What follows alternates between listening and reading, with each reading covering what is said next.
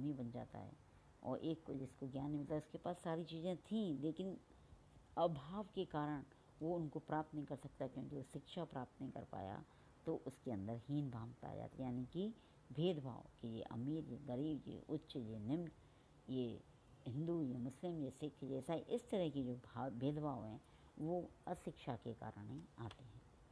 राष्ट्र के विकास में बाधक, जब हम भेदभाव करने लगते हैं तो आपस में एक दूसरे से लड़ते हैं, जिससे हमारे राष्ट्र का जो विकास है वो क्या हो जाता है, रुक जाता है, उसमें अड़चनें पैदा होती हैं और हम उसका सही दिशा में सही विकास नहीं कर पाते हैं।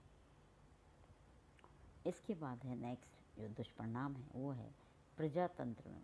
हमारे भारतवर्ष में कौन सा शासन है, डेमोक्रेसी, प्रजातंत्र। ऐसी भावनाओं के कारण, ऐसे भेदभावों के कारण, इतनी समस्याओं और अंधविश्वासों के कारण क्या होता है, डेमोक्रेसी चलने में प्रॉब्लम्स या समस्याएं आती हैं। हम एक दूसरे की टांग खींचने लगते हैं, एक दूसरे पे विरोध करते हैं, एक दूसरे पर उंगली उठाते हैं, और इस कारण से ये जो शासन है या प्रशासन है ये संघीय रूप से नहीं चल पाता है। नेक्स्ट है सभ्यता एवं संस्कृति के नियंत्रण एवं विकास में बाधक। अशिक्षा के कारण हम सभ्यता और संस्कृति का ना तो नियंत्रण कर पाते हैं और ना ही इसका विकास कर पाते हैं, दोनों में ही बाधा उत्पन्न होती है। अब आता है इसके बाद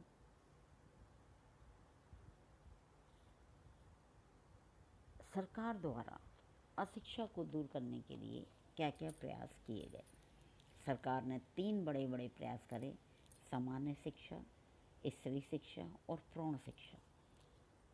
सरकार के द्वारा ये बहुत लंबे समय से प्रयास चलाए जा रहे हैं, जब से ये अशिक्षा की समस्या है, कि सबसे पहले ये कहा गया कि सामान्य शिक्षा हमारा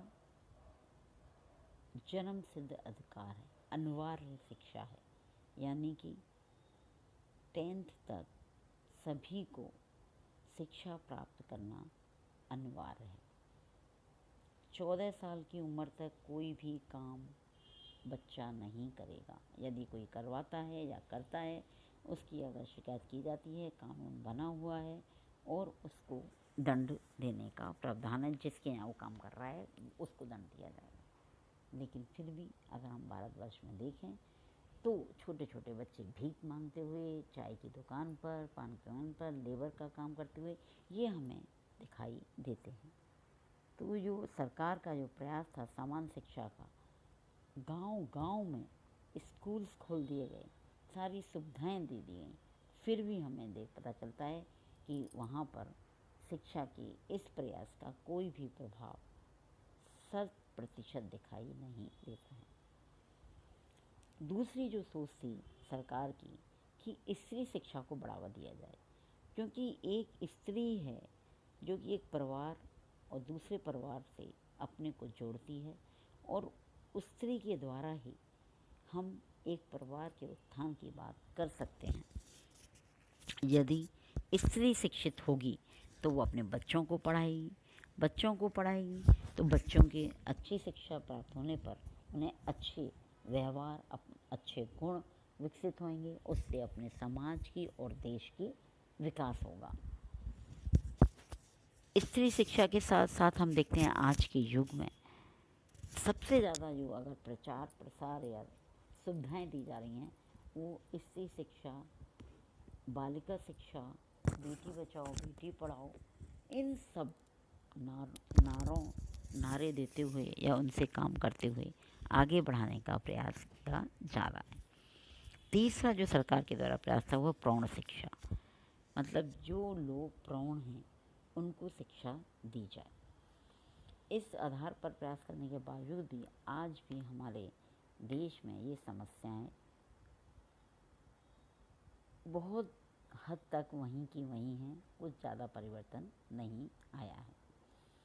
अब आता है असाक्षरता को दूर करने के हमें क्या उपाय और कर सकते हैं, जो सरकार के द्वारा थे। पहला है असाक्षरता और जन सहयोग, लोगों का सहयोग लिया जाए जिससे कि क्या हो, शिक्षा जन जन तक पहुंच सके। दूसरा, जनसंख्या वृद्धि पर नियंत्रण, जो जनसंख्या वृद्धि है उस पर क्या किया जाए, नियंत्रण किया जाए। हम शिक्षित होंगे तो स्वयं देखेंगे कि अच्छा भविष्य बच्चों का बनाएं, तो कम बच्चे होंगे, अच्छी तरह हर बच्चों को हम पढ़ाई में और उनके कैरियर में या उसको ध्यान दे सकते हैं। पहले समय में बच्चे बहुत होते थे, किसी पे ध्यान दिया किसी पे नहीं दिया, जो अपने आप को अच्छा समझता था, गुण थे, वो निकल गया, जो नहीं है वो ऐसे ही रह गया। तो ये सारे जो कारण हैं इनको हम पहले करें, इनको रोकने का प्रयास करें। तीसरा, गांव-गांव में पाठशाला, ये भी खुलवाई और पास पास खुलवाएं और जाके प्रचार प्रसार करें कि असाक्षर होने पर हमें किन किन परेशानियों का सामना करना पड़ता है, इसलिए गांव-गांव में पाठशाला खोली जाए। रेडियो और दूरदर्शन का प्रयोग, जो कि आज हमारे जो प्रधानमंत्री जी हैं वो बार बार रेडियो और दूरदर्शन के माध्यम से प्रयोग करते हुए लोगों तक अपने संदेश पहुंचाने का प्रयास करते हैं।